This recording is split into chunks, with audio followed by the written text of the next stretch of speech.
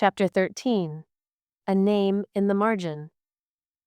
You keep track of all my sorrows. You have collected all my tears in your bottle. You have recorded each one in your book. Psalm 56, verse 8. Days slipped by, and a kind of rhythm wove itself around the three of them. Ruthie, James, and Bear. There was nothing official about it, no agreements or routines scribbled on calendars, but the pattern held all the same. Quiet mornings, the distant hum of work around the paddocks, Bear snoring in the sun, and the soft, comforting presence of knowing someone else was nearby. But this week had left Ruthie feeling low, a heaviness trailing her like a shadow she couldn't shake. Next week would mark her 23rd birthday. Birthdays had always been a source of distress growing up, usually forgotten, leaving wounds that felt irreversible. With Dylan, they often ended in arguments.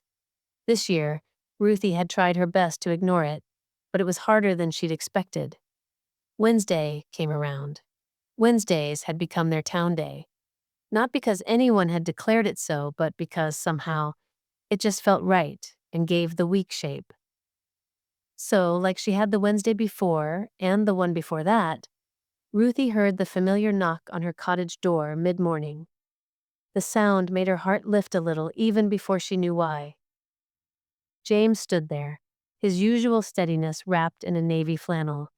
He held a thermos in one hand and keys in the other, Bear's head peeking around his legs, hopeful as ever. Shop run, you in? James asked, as if the answer could ever really be no.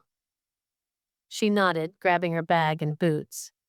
The drive into town had become predictable in a way that felt right, comfortable, a chance to settle into silence without feeling alone.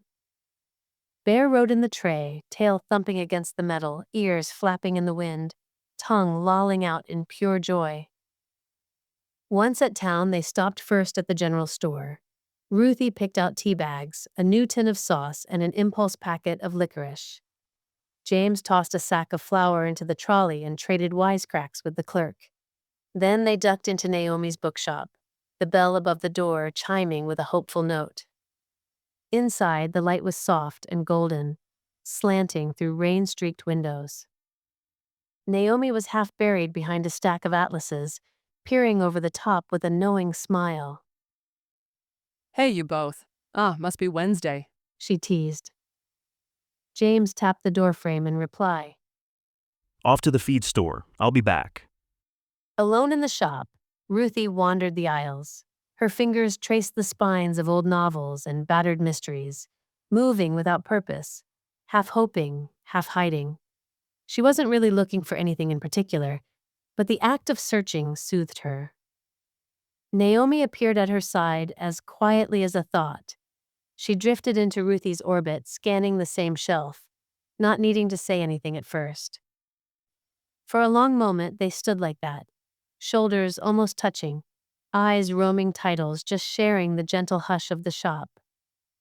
Then, So, Naomi said, her voice light but edged with understanding. what's hanging around your shoulders today? Ruthie let out a breath, half laugh, half sigh. Is it that obvious? Only a little. Books rarely get that much petting unless someone's looking for comfort. A hint of a smile played on Ruthie's lips. She let her hand fall away from the shelf, crossing her arms, feeling a little exposed.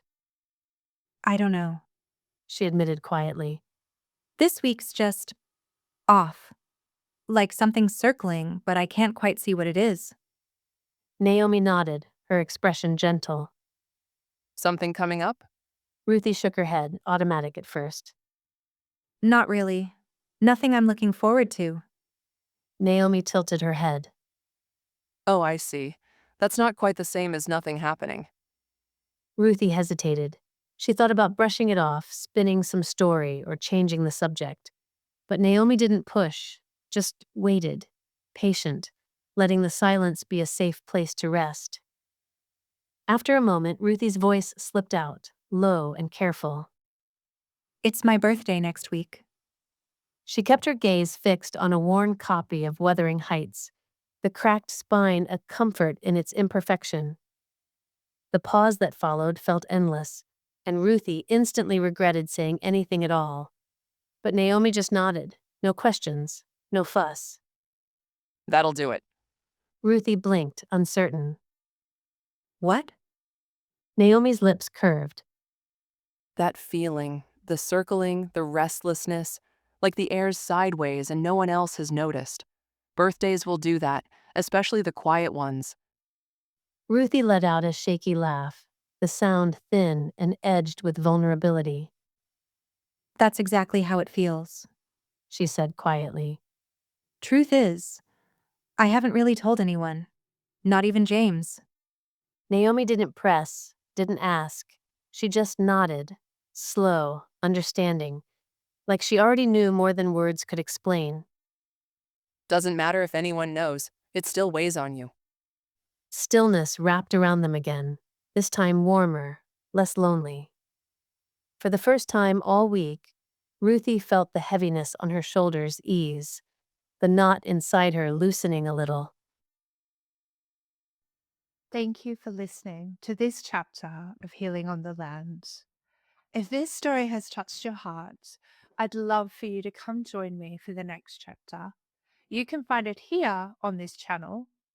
If you'd like to support more Christian storytelling, you can purchase the full book or make a donation using the link in the description. Your support, no matter the size, helps us to continue writing stories of faith, healing, and hope. And don't forget to like this video and subscribe to this channel. May God bless you, and I hope you have a lovely rest of your day.